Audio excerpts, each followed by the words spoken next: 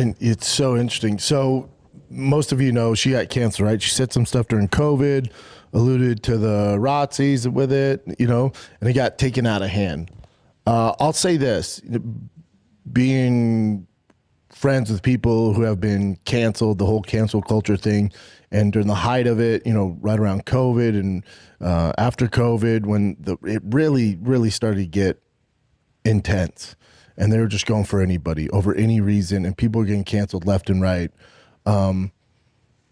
The start of cancel culture was actually a good thing. It was a good thing. Like, you got Harvey Weinstein out there. You got these real creeps, these bad people in the space.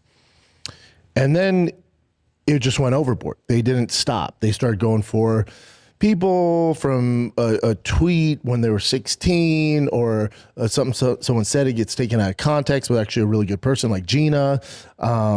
It can go from people elaborating, making stuff up, and instead of getting their due justice, they're already canceled, lost their job, Hollywood stuff, stand-up, my buddy Bryan. So it just went too far. And I've seen on both sides. Now, most comedians, actors, people in Hollywood haven't really had to fight.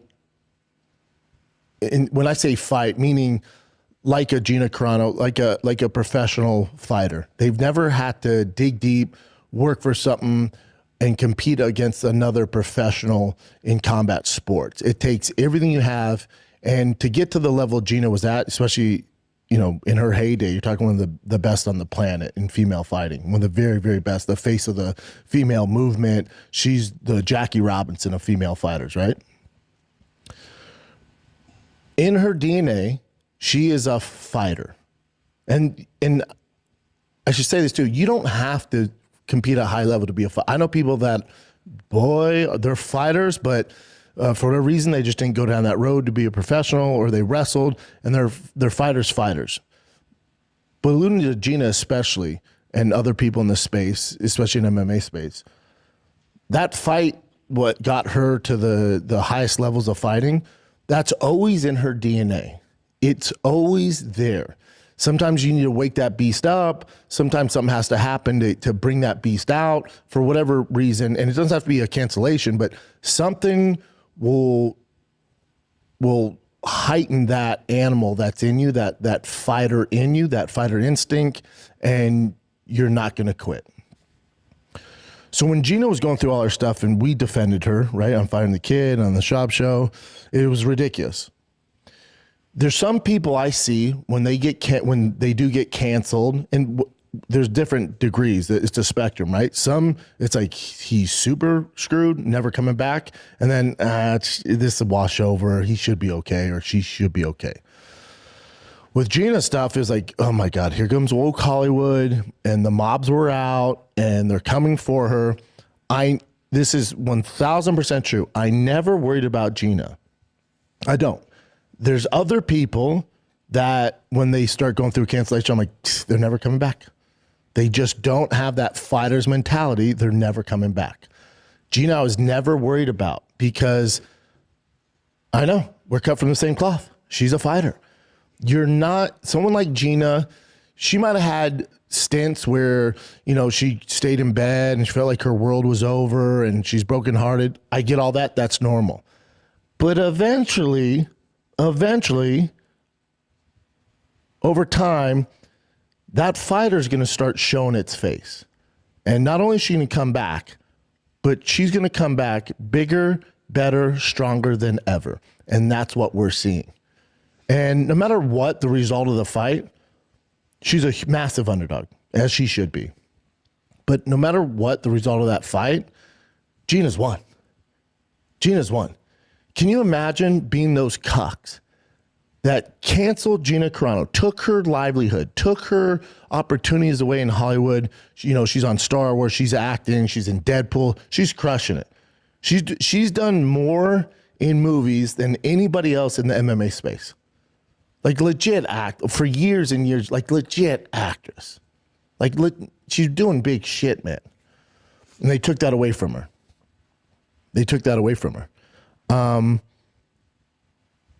Can you imagine being those cucks that did that? And then all of a sudden, oh shit, Gina's lost weight. Yeah, man, she's a fighter. Yeah. Oh, you thought she was just gonna stay at whatever she was doing? Oh, buddy. No. She's not one of these weaklings that you can pick on and shame into just the dark hole and you're never gonna hear from them again. No. You're dealing with a fighter. So they might be one of these actors that just says, oh my God, poor me, I'm the victim. It's never gonna be the same. When I walk in the room, everyone's thinking this. She's a fucking fighter. We're cut from a different cloth. Y'all fucked up. And every actor, comedian, if you were wrongfully accused, you were shamed for a tweet, or something you said on a podcast, and you were canceled years ago, take a page out of fucking Gina's book. Get your shit together, pull your socks up, tie those boots tight, and get to fucking work. Look at Gina. Look at Gina. She's the face of it now. But she's a fighter. Y'all aren't fighters.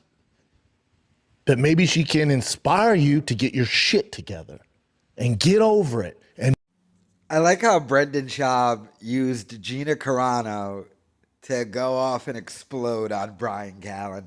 Although he did mention Callen in there by name, that whole thing of get over it, you got canceled, because Schaub has been dealing with a miserable Bryan Callen ever since they moved to Texas, and Schaub can't take it. He's now separating the shows. He's starting his own Patreon and taking all the fan questions over there. However, I would think Schaub needs to take his own advice. Get over it.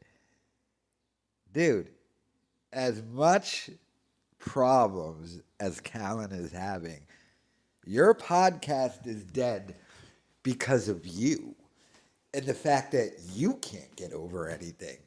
You're the biggest bitch there is. You sue people for making fun of you. People make fun of you and you sue them. You threaten to sue them. You're hiring hackers.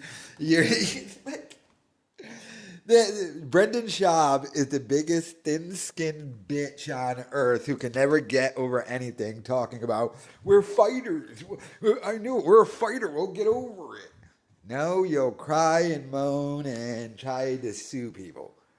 That's what you'll do. So that whole thing is just ridiculous. I mean, Callen is just bummed that he has to do a podcast with this idiot.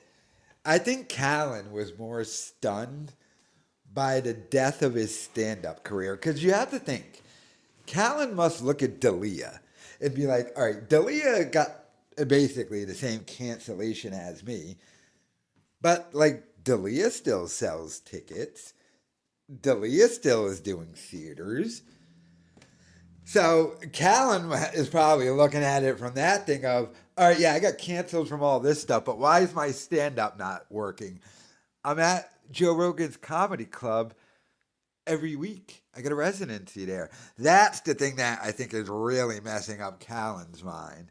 But the fact is, I mean, Callen, maybe you just weren't that good at stand-up. You have to remember, Bryan Callen wasn't a natural stand-up. He was an actor who started doing stand-up, but his passion was acting, which is why, he's so bummed that his career in Hollywood is done, because he was finally about to achieve his dream, becoming an actor. Whereas I think D'Elia probably just started off as a stand-up, even though his dad was a producer. So the fact that Callen's stand-up is completely dead too, the thing truly bumming him out. But I don't know, let me know your thoughts in the comments.